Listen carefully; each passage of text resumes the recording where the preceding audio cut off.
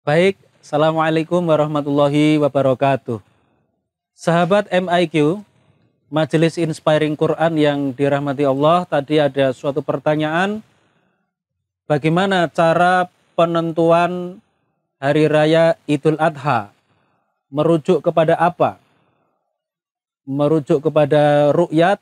Kalau ru'yat, merujuk ru'yat siapa? Nah, ini memang suatu persoalan yang sering kali terjadi di tengah-tengah kita.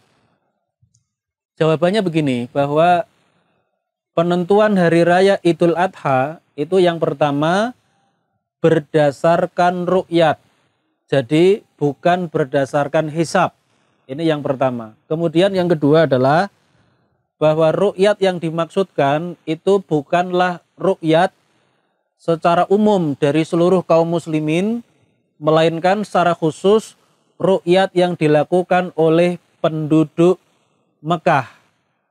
Baru kalau kemudian ru'yat dari penduduk Mekah ini gagal atau tidak berhasil meru'yat hilal atau melihat bulan baru, maka ru'yat dari negeri-negeri yang lain itu bisa dijadikan patokan untuk melaksanakan atau untuk menentukan kapan hari raya Idul Adha itu dilaksanakan atau dirayakan. Nah, apa dalilnya? Nah, dalilnya ini yang terkait dengan ru'yat, ya. Jadi penetapan Idul Adha itu sebenarnya sama dengan Idul Fitri. Yang pendapat yang paling sahih, paling rajih, paling kuat adalah berdasarkan ru'yat, bukan berdasarkan hisab atau perhitungan astronomis, ya. Ada satu hadis yang diriwayatkan oleh Imam Abu Dawud dari Husain bin Haris Al-Jadali. Dia mengatakan, inna amira Makkata khotoba. Sesungguhnya Amir Mekah atau wali Mekah pada suatu saat ini berkhutbah. Di antara isi khutbahnya adalah ahida ilaina Rasulullah sallallahu alaihi wasallam annan suka lirru'yah. Artinya Rasulullah telah berpesan kepada kami agar melaksanakan ibadah haji berdasarkan ru'yat, annan suka lirru'yah. Fa illam narahu wa syahida adlin nasakna bisyahadatihima. Tetapi kalau kami tidak melihat hilal itu dan ada dua orang saksi yang adil yang mempersaksikan adanya hilal itu, maka kami akan beribadah atau melaksanakan manasik haji berdasarkan kesaksian dari keduanya. Hadis riwayat Imam Abu Dawud.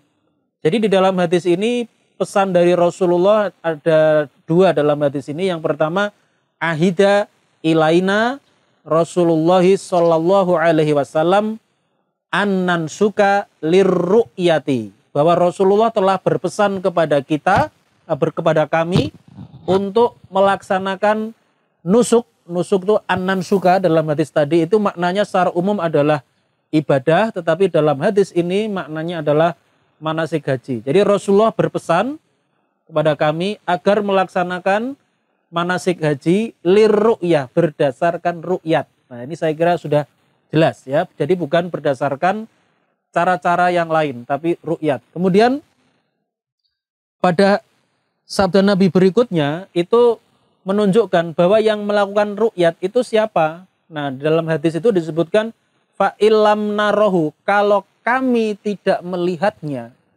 Ya, kami yang dimaksud ini adalah penduduk Mekah, ya, yang dipimpin oleh seorang Amir Mekah. Fa illam narahu, kalau kami tidak melihatnya, tidak melihat hilal itu, wa syahida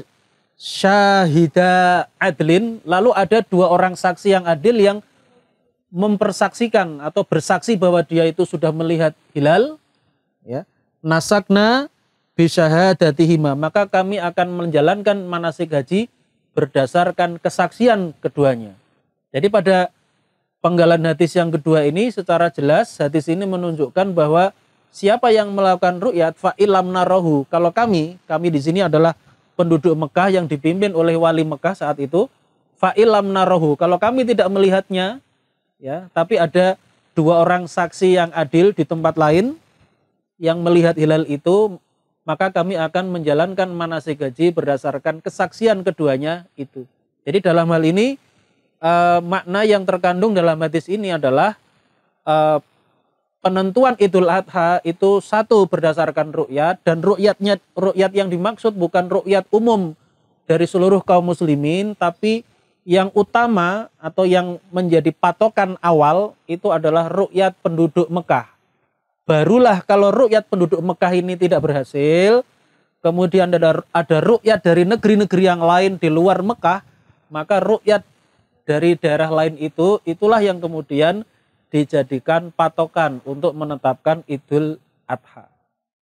Nah, kemudian ada hadis yang lain yang juga menjadi dasar mengapa dalam persoalan penetapan Idul Adha ini berdasarkan ru'yat ya dari penduduk Mekah yang dipimpin oleh seorang pemimpin, ya walaupun sekarang pemerintahannya belum 100% syariah, tetapi ya itulah patokan dari hadis Nabi. Jadi ru'yat yang menjadi patokan kita untuk Idul Adha ini merujuk kepada ru'yat dari Mekah, ya. Kemudian ada hadis yang lain yang ini menunjukkan satu prinsip yang penting, bahwa pelaksanaan Idul Adha itu selayaknya atau sepatutnya memang tidak boleh ada perbedaan seharusnya. Ya, mestinya Idul Adha ini untuk seluruh kaum muslimin itu serentak ya pada hari yang sama. Ya, kenapa? Karena yang menjadi acuan itu adalah hari ketika kaum muslimin menjalankan di Mekah, ya, ketika mereka menjalankan yang namanya wukuf ya di padang Arafah, ya. Ada hadis-hadis yang menunjukkan bahwa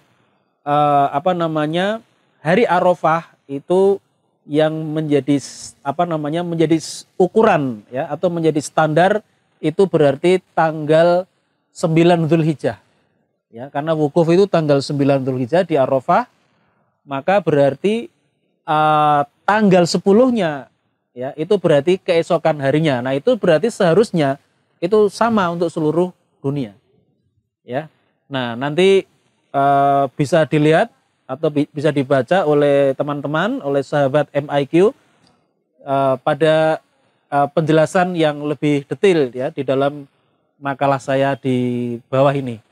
Ya. Baik, saya kira itu penjelasan dari saya yang intinya adalah bahwa penetapan Idul Adha itu semestinya dengan ru'yat ya, dan ru'yat ini bukan ru'yat secara umum seluruh kaum muslimin, tapi yang menjadi patokan utama itu adalah ru'yat penduduk Mekah ya. Baru kalau ini tidak berhasil bisa menggunakan ru'yat-ru'yat dari negara-negara yang lain atau negeri-negeri kaum muslimin yang lain. Baik, saya kira itu yang dapat kami sampaikan. Terima kasih. Assalamualaikum warahmatullahi wabarakatuh.